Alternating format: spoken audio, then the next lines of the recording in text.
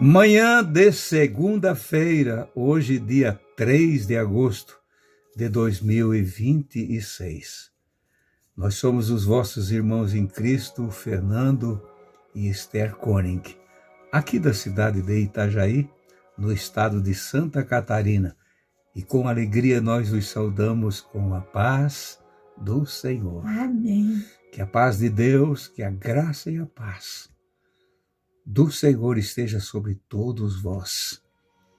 Tudo aqui, nós estamos aqui, chegamos aqui, vamos para o amanhã, sempre no nome de Jesus, o nosso querido Mestre. Hoje, ainda gravando no domingo à noite, no final da noite, bem no final da noite, para enviar para os irmãos, a qualquer hora da madrugada, vai chegar por aí.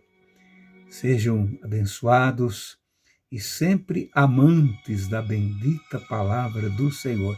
Nada substitui a palavra, o poder do Espírito Santo. Com tantas inovações que nós estamos ouvindo, vendo e tantas coisas mais que são criadas através da ciência, da inteligência artificial, nada substitui o poder de Deus.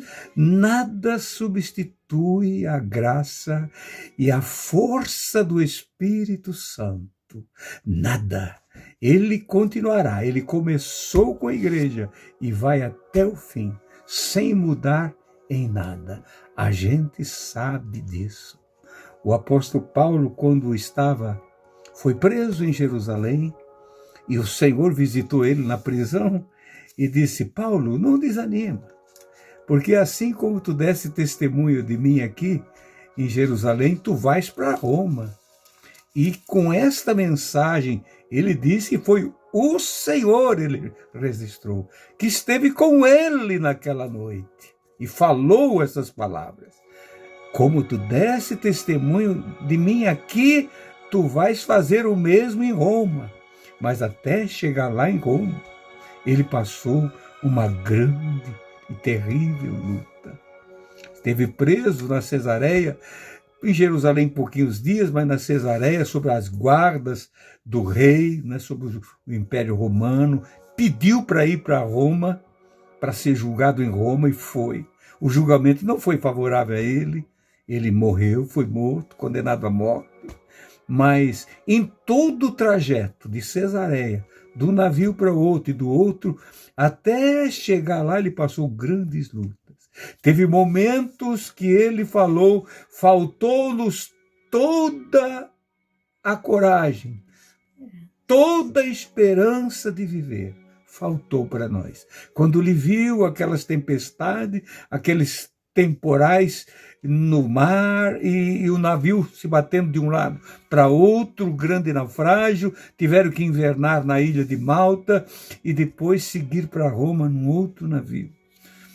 Mas quando ele chegou em Roma, ou seja, na Itália, onde eles tinham que fazer um trajeto por terra, não é? Ele diz no versículo 15 do capítulo 28 de Atos, ele tinha passado tantas lutas e tinha visto as mãos de Deus também operando. Mas nós, como humanos, irmãos, nós ficamos assustados, às vezes, com as tempestades desta vida. É verdade, irmãos. Às vezes eu estou ficando assustado, mas o Senhor tem me dado ânimo cada dia. E vocês são a razão do nosso ânimo. Sabe o que Paulo escreveu, ou Lucas escreveu sobre ele aqui? Porque Lucas escreveu Atos dos Apóstolos. Ele diz assim: e de lá ouvindo os irmãos, novas de nós, nos saíram ao encontro à Praça de Ápio e às Três Vendas. Eram 2 lugares pequenos, lá junto do mar, até onde o navio transportou aqueles prisioneiros. E Paulo, vendo-os, quando Paulo viu os irmãos que vieram de Roma ao encontro deles, ele tomou ânimo. Só pelo fato, irmãos, de nós ver, saber que vocês estão nos ouvindo e dando crédito para a palavra, nos anima, nos deixa animado. Passamos por momentos difíceis já na vida. Você também. Mas quando você olha para os teus irmãos, quando você vê os teus irmãos, não temos como nós viver sem eles. Não temos como viver sem um outro aqui nessa terra. Aqueles que Deus nos dá a possibilidade, a oportunidade de nos conhecer, olhar um no olho do outro e um encorajando o outro. Quando ele viu os irmãos, ele tomou ânimo, sinal que ele estava desanimado, ele estava triste, ele estava abatido e ele foi para a prisão. E diz a palavra que antes dele ser condenado à morte, toda a guarda pretoriana, quer dizer, a guarda real, ouviu a mensagem. Todos que estavam em Roma ouviram a mensagem. O medo não deixou que a mensagem pura da inteligência de um homem que foi dotado do poder de Deus, pois ele disse o evangelho, eu não me envergonho do evangelho porque é poder de Deus para a salvação de todo aquele que crê, né, Esther? Verdade. Como aquele homem sofreu. Mas ele sempre estava olhando para frente. Ele sabia a promessa que estava lhe esperando, mesmo que eles o matassem. Aleluia, Jesus. Ele sabia, cria que a promessa era a vida eterna. Irmãos, nós aqui ouvimos o Evangelho, pregamos o Evangelho, mas temos que crer nós mesmos e também apontar para os outros que tem uma vida eterna. E essa vida eterna, quem escolhe somos nós, porque ela pode tomar uma direção ou outra. Vida eterna. Pode escolher o caminho do céu e também pode escolher o caminho do inferno. Isso aí, irmão, nós temos que pensar muito nisso. Porque lá em Eclesiastes, no capítulo 3 e no versículo 11, está escrito que a eternidade está dentro de nós. E se a eternidade é nós que temos que escolher, porque ela está dentro de nós, que nós possamos escolher a eternidade com Deus. Por isso que se anuncia o Evangelho, por isso que Paulo sofria tanto, porque ele queria ganhar almas para o Senhor. Ele queria tirar muitos do reino das trevas e que eles passassem para o reino da luz. Como ele sofria quando pregava para os próprios irmãos judeus dele. Como ele sofria quando eles rejeitavam. Ele dizia que ele até podia dar a vida dele, se eles aceitassem. E no final ele deu mesmo a vida. E muitos aceitaram. E nós cremos e devemos perseverar na esperança da vida eterna com Cristo. Essa é a esperança do verdadeiro cristão, crendo na palavra, obedecendo a palavra do Senhor tem que ser pregada como ela é, não como meu esposo já falou, por alguma inteligência artificial, não, é pregada no poder do Espírito Santo, para saber que ela é a verdade. E o Espírito Santo é que move os corações. É Ele que faz as pessoas aceitarem a palavra. Que o Senhor nos ajude, irmãos, a sempre obedecer às santas palavras do Senhor, como Paulo obedeceu. Queridos irmãos, não é tarefa fácil anunciar o Evangelho como ele é. Nós não podemos oferecer o evangelho sem futuro, né? A palavra nos faz entender que Jesus é o cabeça da igreja. Como vamos oferecer um evangelho sem cabeça? Um evangelho sem um fim? Um fim, com segurança. E essa é a eternidade. O Senhor, o cabeça do nosso corpo, igreja, ele é eterno. E nós precisamos também, como a Esther citou, Eclesiastes aqui, que nós trazemos na nossa vida, trouxemos conosco as marcas da eternidade. Como vamos perder essa marca?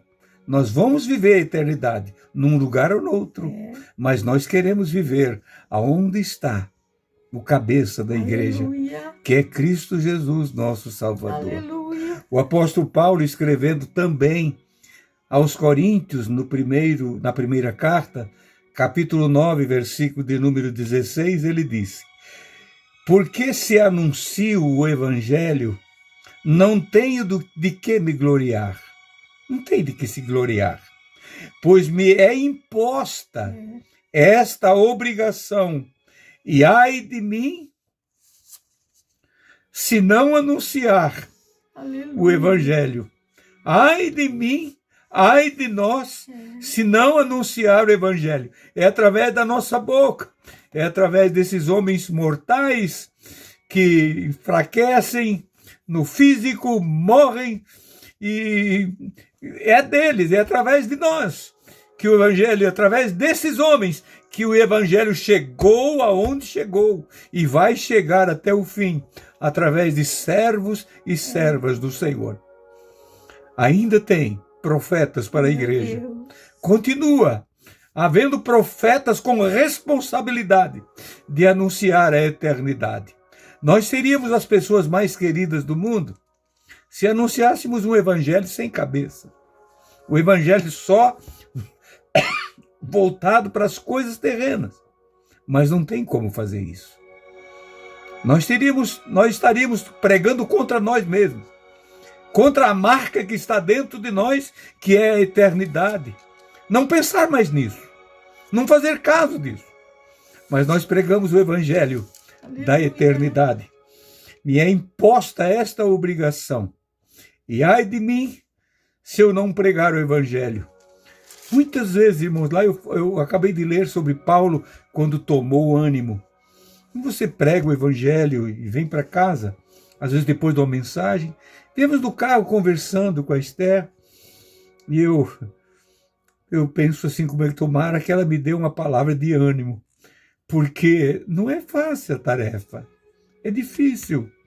Chegou já o tempo, irmão, meu corpo pede isso, pelo cansaço, de olhar para o púlpito e dizer: eu vou enfrentar ele mais uma vez, Senhor. Eu vou pregar o teu santo evangelho. Me é imposta essa obrigação. Não vem de mim. Não vem de mim. Senão eu ia renegar isto. Mas é ele que impôs. Aleluia. Eu tenho, irmãos, um tratado com ele. Você também tem, que prega o evangelho. Agora, não faça desse evangelho um evangelho sem cabeça, sem futuro, mas o evangelho puro e santo, simples, singelo, que todos podem entender o santo evangelho de Cristo. Viro a página aqui e vou para o versículo de número 17, desse capítulo 9 de 1 aos Coríntios. E por isso, se faço de boa mente, terei prêmio, mas se de má vontade, apenas uma dispensação me foi confiada. Se eu faço de boa mente, sabendo que a eternidade também está dentro de mim, eu tenho responsabilidade comigo, eu vou receber o prêmio eterno. Não é um prêmio para me gloriar, mas é o meu direito de entrada junto com os meus irmãos. Amém. Agora, se faço de má vontade, é apenas uma dispensação, uma oportunidade que foi me dada e eu não soube aproveitar. Eu não soube me expressar. Eu não apontei a eternidade.